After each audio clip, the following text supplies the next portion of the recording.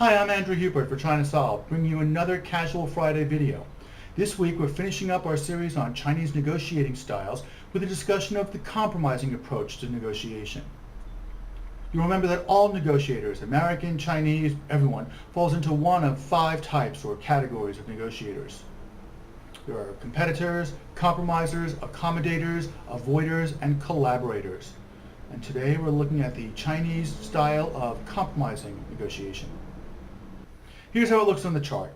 It's very, very common for negotiators to end up in a compromising position, but good negotiators don't start out there.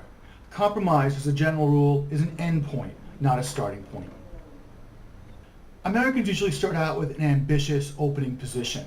We usually aim high with competitive demands or with very ambitious collaborative win-win offers. Negotiators who start out high make concessions and work their way down to a compromise. Chinese negotiators are known for starting out by building relationships, which usually means an accommodative or yielding behavior, such as flattery or intentionally putting themselves in a subordinate position at the early phase. It's also common for Chinese to apply pressure using a passive-aggressive behavior, which was avoiding. It forces you to make concessions to get the negotiation started. Over the course of building the relationship and negotiating the position, the Chinese side is going to work his way up and find ways to add value or to take value from your position. Now, negotiating is where we all end up, but Chinese and Westerners have different notions of what compromise means.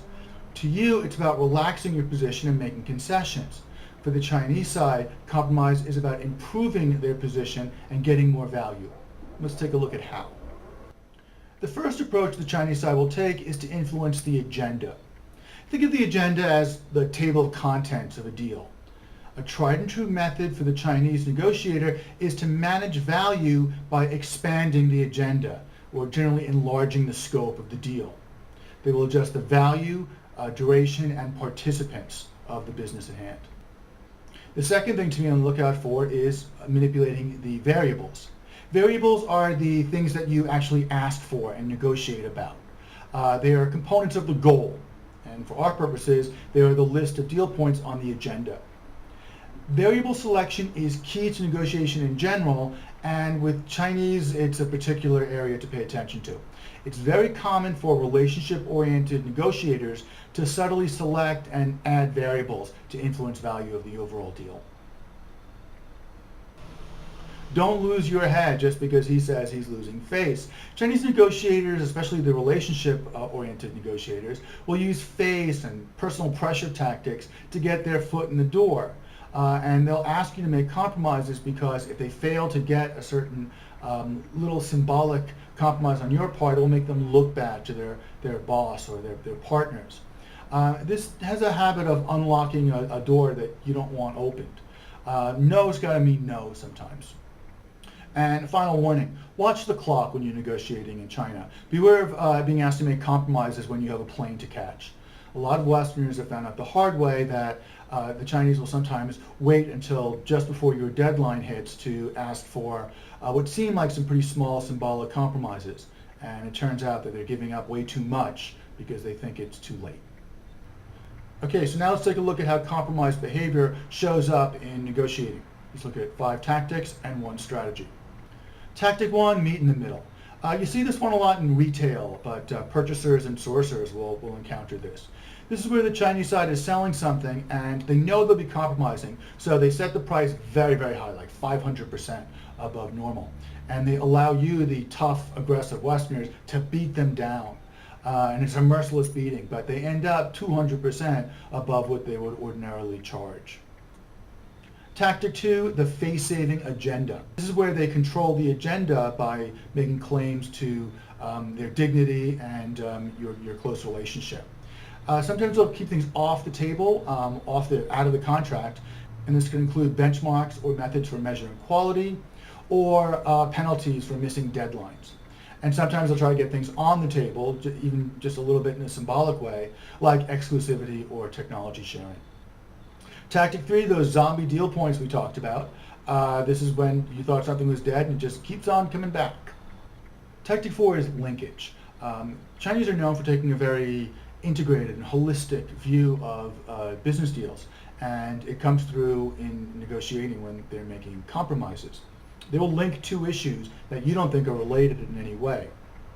And the one to be on the lookout for is linking price with quality. As your price drops, you need some way of making sure that the quality of what you're buying doesn't go down as well. A lot of Westerners have paid a very low price for something that was totally unusable. And tactic 5 is the broken record.